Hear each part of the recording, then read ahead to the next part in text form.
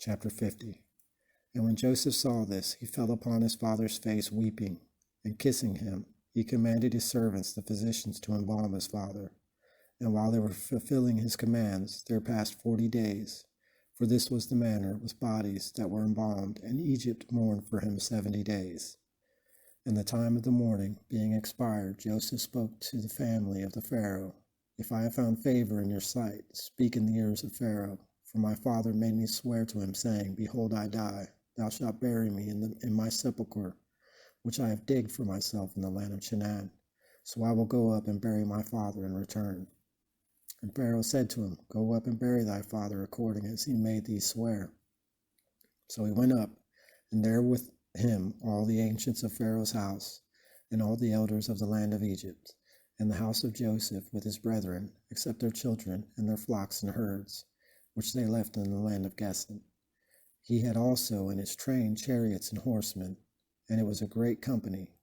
And they came to the threshing floor of Atad, which is situated beyond the Jordan, were celebrating the exequies. With a great and vehement lamentation they spent full 7 days. And when the inhabitants of Chanaan saw this, they said, This is a great mourning to the Egyptians, and therefore the name of that place was called the mourning of Egypt. So the sons of Jacob did as he had commanded them, and carrying him into the land of Chanaan, they buried him in the double cave which Abraham had bought, together with the field for a possession of a burying place of Ephron the Hethite over against Mamre. And Joseph returned into Egypt with his brethren and all that were in his company, after he had buried his father.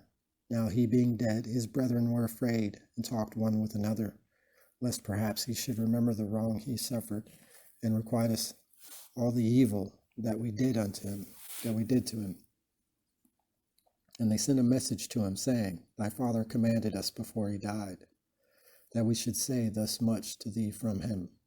I beseech thee to forget the wickedness of thy brethren, and the sin and malice they practice against thee.